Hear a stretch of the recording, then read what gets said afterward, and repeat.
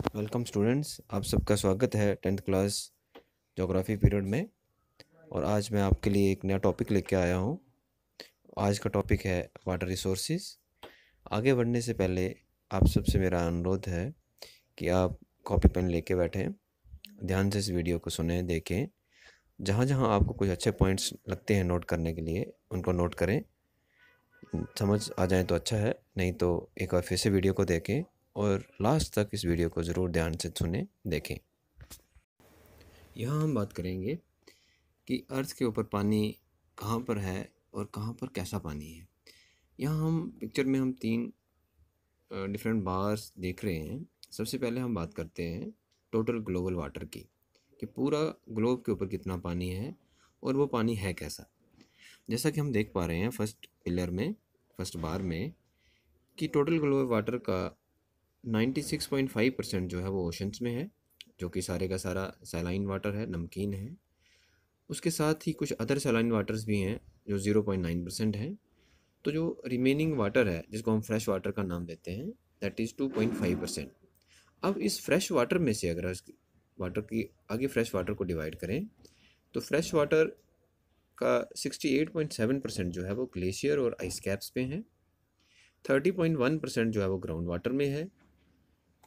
Fresh water का 1.2% जो है वो सरफेस के ऊपर है। अब इस 1.2% को अगर हम आगे डिवाइड करें फर्दर, तो थर्ड पिलर में आप देख पा रहे हैं ग्राउंड आइस और परमाफ्रॉस्ट का जो रीजन है उसमें 69% वाटर है। लेक्स के अंदर 20.9% वाटर है। और कुछ आगे हमने फर्दर 5 लेयर्स में इनको डिवाइड किया हुआ है, जिसमें सॉइल के अंदर जो पानी रहता है, सॉइल मॉइस्चर, वो 3.8% है। स्वैम्प और मार्शेज में 2.6%, रिवर्स में 0.49%, लिविंग थिंग्स के अंदर 0.26%, एटमॉस्फेयर में 3%। ओवरऑल हम ये कह सकते हैं कि only 3% of earth fresh water is fresh water.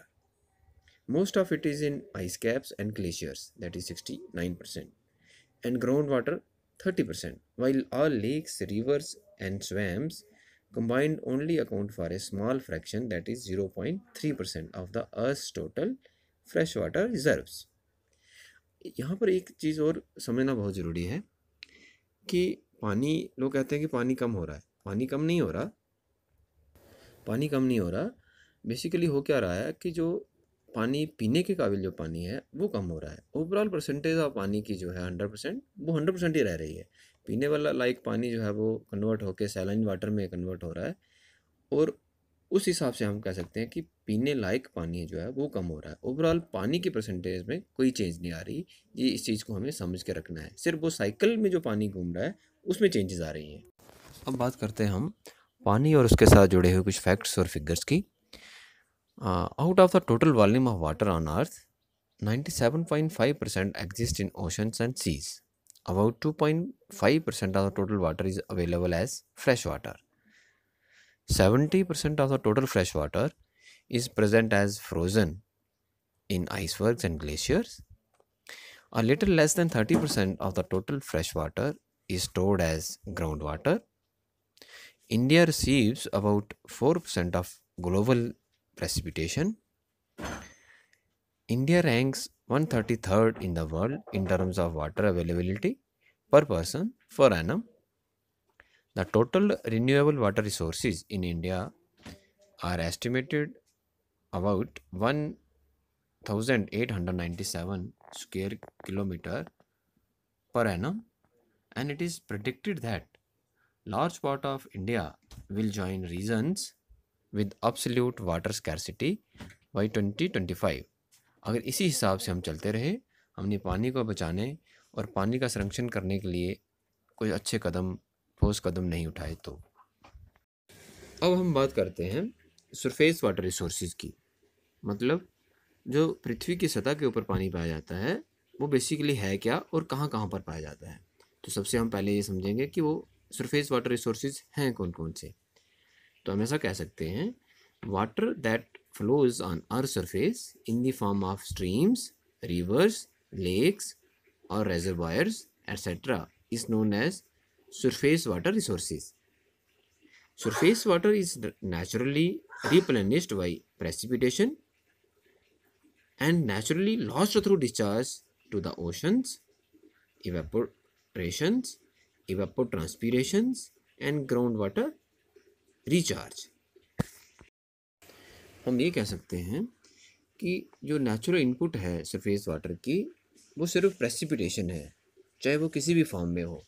तो हम ऐसा कह सकते हैं, although the only natural input to any surface water system is precipitation within its watershed, the total quantity of water in that system at any given time is also dependent on many other factors, and these factors includes storage capacity in lakes, wetlands, and artificial reservoirs, the permeability of soil beneath these storage bodies, the runoff characteristics of the land in the watershed, the timing of precipitation, and local evaporation rates.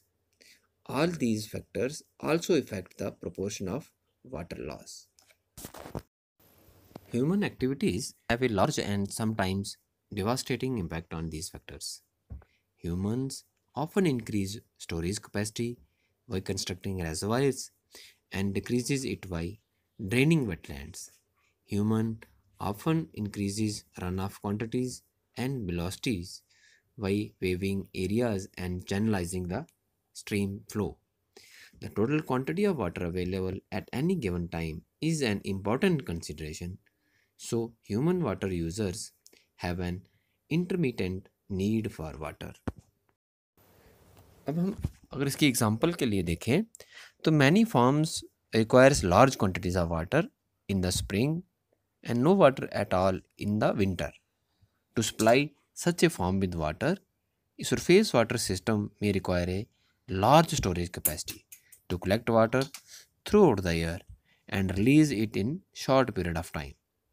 Other users have a continuous need for water, such as power plant that requires water for cooling. To supply such a power plant with water, a surface water system only needs enough storage capacity to fill in when average stream flow is below the power plant's need. Surface water resources के संदर्भ में हम ये कह सकते हैं, in the country there are about 10,360 rivers and their tributaries longer than 1.6 km each. The mean annual flow in all the river basins in India is estimated to be 1,869 cubic kilometer. However, due to topographical, hydrological, and other constraints, only about 32% of available surface water can be utilized. अब हम बात करेंगे ground water resources की।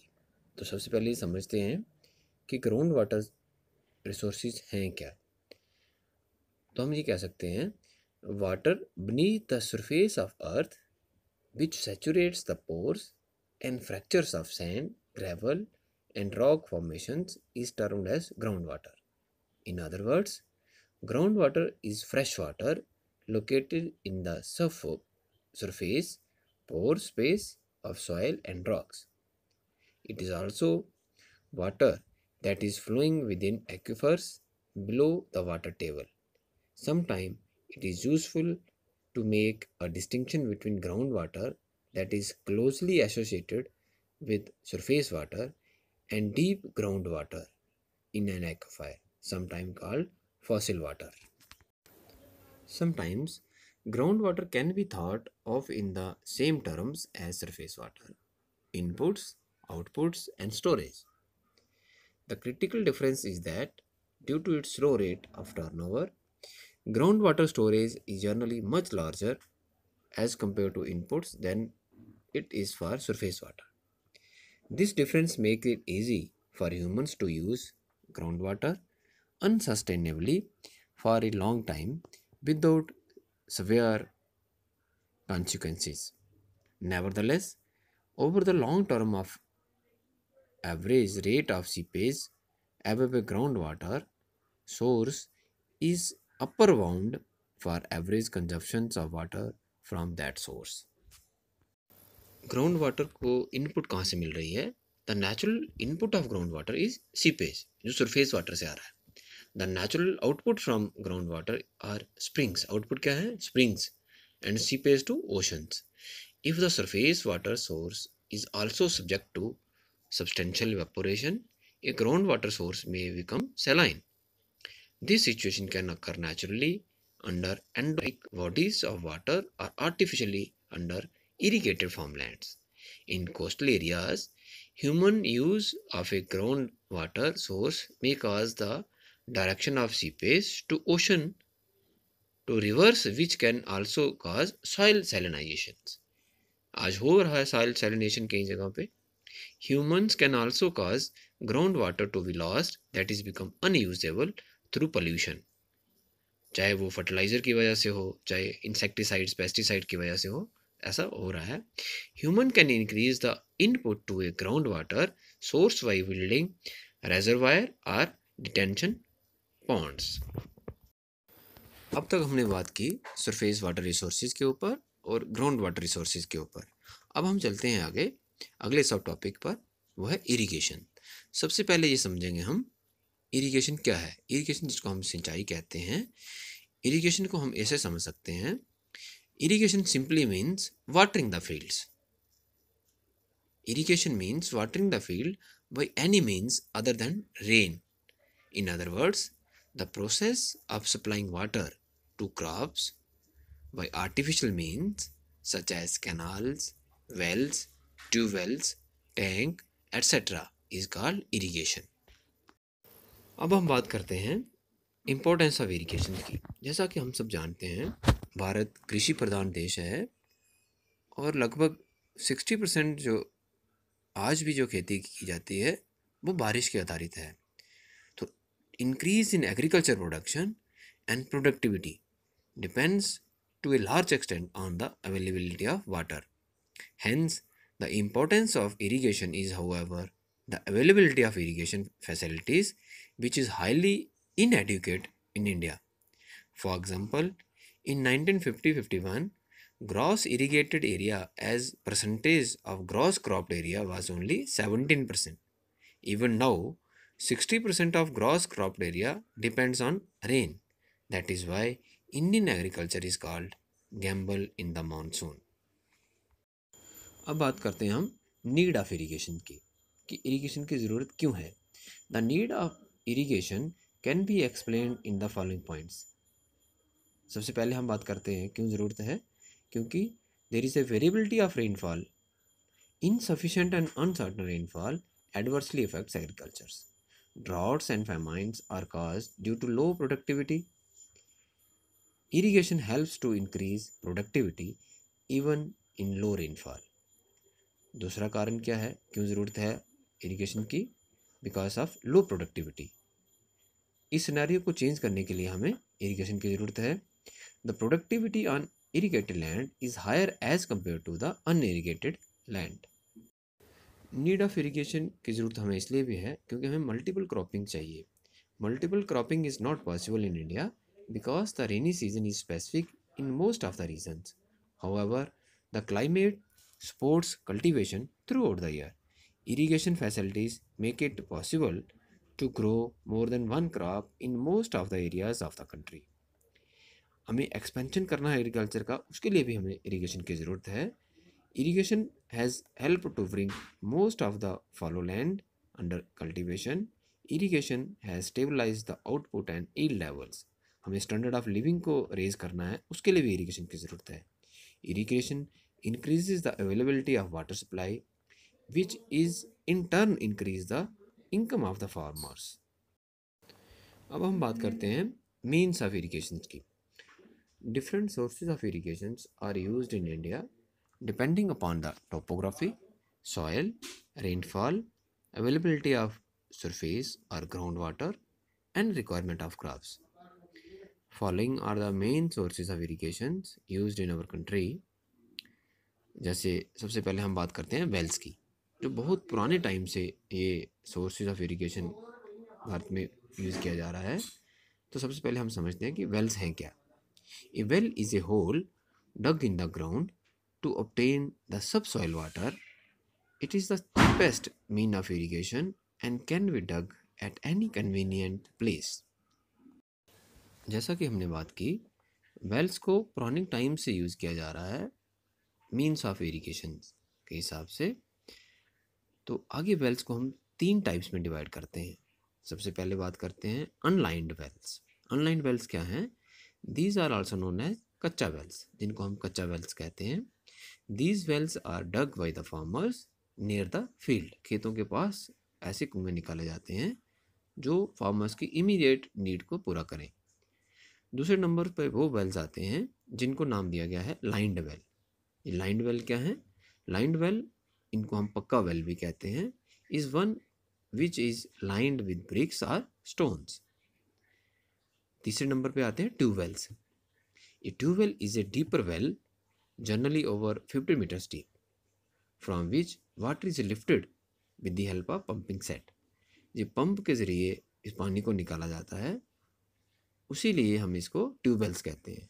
जबकि हैंडवेल और hand pump और tube wells में इतना ही डिफरेंस है, हैंड पंप को हम हैंड से ऑपरेट करते हैं और ट्यूबवेल को हम पंप सेट से ऑपरेट करते हैं।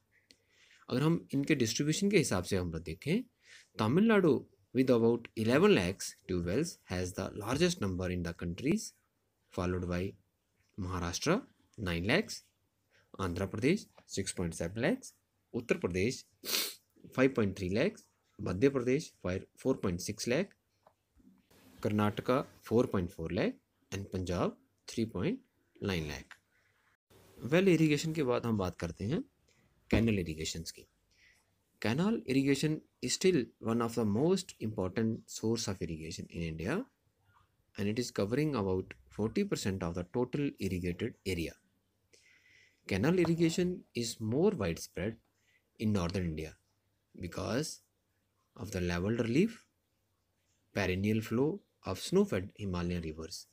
कैनल इरिगेशन के इम्पोर्टेंस को आपको समझना हो तो हम इसमें इंदिरा गांधी कैनाल का उदाहरण हम देख सकते हैं, जो बिल्कुल लगभग डेजर्ट एरिया में जाती है और उसको भी इरिगेशन करने के बाद एक हरा भरा अच्छी आउटपुट देने वाला क्षेत्र वो बना देती है।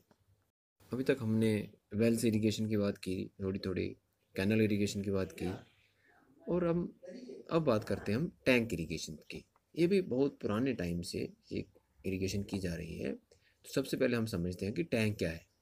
और tank is a water storage system which is developed by constructing a small wand of earth or stones across a stream. A tank irrigation is more in the rocky plateau area of the country where the rainfall is uneven and highly seasons. हम ऐसा कह सकते हैं, tank irrigation उन areas के लिए कामयाब हैं यहाँ रेनफॉल बड़ा अनइवन है और ख़ासकर वहाँ जो सरफेस रॉकी होने की वजह से अगर हम वहाँ टैंक कंस्ट्रक्ट करते हैं तो वहाँ की जो परमिएबिलिटी है वो कम हो जाती है और पानी टैंक में काफ़ी देर तक स्टोर रहता है और हम उसको सही समय पर उसका सही उपयोग कर सकते हैं। हम ये कह सकते हैं कि ये टैंक इरिगेशन जो है ये किन एरियाज़ में ज़्यादा पॉपुलर है? The eastern Madhya Pradesh, Chhattisgarh, Orissa, interiors of Tamil Nadu and some parts of Andhra Pradesh have more land under tank irrigation. हम ये कह सकते हैं कि टैंक इरिगेशन जो है ओल्ड एस्टेब्लिश प्रैक्टिस है, particularly in semi arid tropical parts of south India, what is today a neglected resource and irrigation tanks are under utilized due to mismanagement.